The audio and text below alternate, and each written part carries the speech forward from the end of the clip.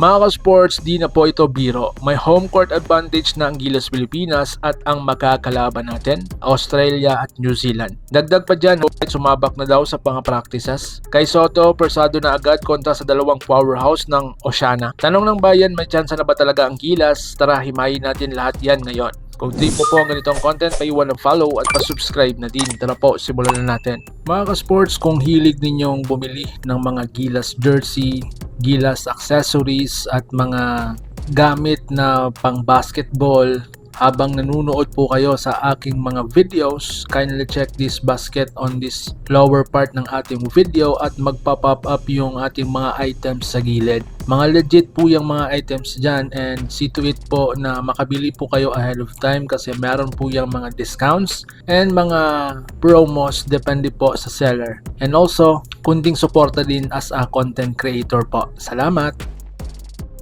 Mga ka-sports, gaano kalaki ang home court advantage natin? Unahin natin ang pinakamalaga ngayon. Home court advantage daw ang Gilas. Hindi lang ito basta venue ha. Ito ay sigaw ng Gilas Nation, pressure sa kalaban sa koponan, extra energy para sa mga Pinoy players. Sa Pilipinas, alam natin yan. Iba ang laro kapag nasa bahay ka. Iba ang laro kapag nasa bahay ang Gilas. Ang Australia at New Zealand sanay sila sa physical games pero hindi sila sanay sa ingay ng Pinoy crowd. Dito po pumapasok ang posibilidad na bumilis ang pace ng Gilas, magkamali ang kalaban at mas ganahan ang ating mga shooters. So ngayon mga ka-sports, ibang segment, Benny Boatwright Practice Update. Isa sa pinakamalaking balita, no, si Benny Boatwright nag-practice na daw kasama ang Gilas. May scheduled practice na daw kasama ang Gilas. Sa mga di pa po nagkakakilala, sino po ba si Boatwright? Ang player na ito ay isang stretch big, may outside shooting, kayang bumangga at pumoste, pwede sa 4 or small ball 5. Ang mahalaga dito, nabubuksan ang spacing, hindi na masisiksik si Kai Soto, may dagdag score laban sa matatangkad na Australia at New Zealand. Kung tuloy-tuloy ang adjustment ni Boatwright, napakalaki ang maiaambag niya sa system ni Coach Tim Cone. So dito naman tayo sa ibang segment ha, Kai Soto persado agad. Ngayon punta tayo sa pinaka-aabangan ng mga Kai Soto fans. Hindi na ito developmental stage sa laban kontra Australia at New Zealand. Persado agad daw si Kai. Bakit? Siya ang pinakamataas sa Gilas, kailangan siya sa rim protection, kailangan din siya sa rebounding, kailangan siya sa pick and roll defense. Laban po sa boomers na puro atleta, tall blocks na disiplinado at napaka-physical. Si Kai ang magiging last line of defense and interior presence at pagbangga sa loob.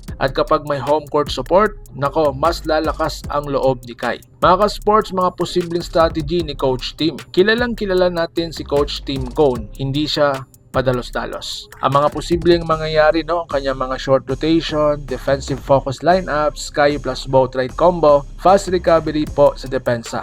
Ang goal, hindi magipagsabayan sa bilis ng mga Aussie, hindi makikipagbanggaan ng 48 minutes. Kontrolin ang tempo, samantalahin ang home court, i-maximize ang lakas ng bawat player.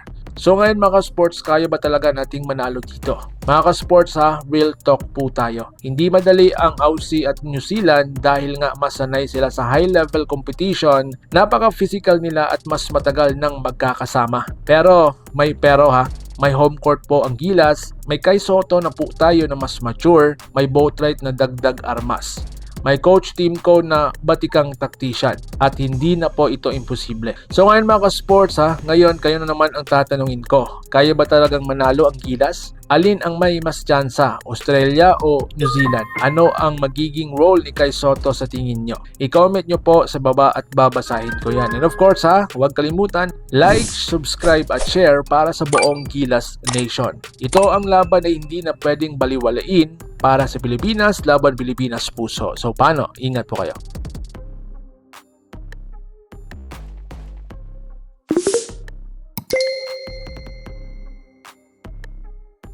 Mga ka-sports, kung hilig ninyong bumili ng mga Gilas jersey, Gilas accessories at mga gamit na pang basketball, habang nanunood po kayo sa aking mga videos, kindly check this basket on this lower part ng ating video at magpa-pop up yung ating mga items sa gilid. Mga legit po yung mga items dyan and see to it po na makabili po kayo ahead of time kasi meron po yung mga discounts and mga promos depende po sa seller. And also, kunting suporta din as a content creator po. Salamat!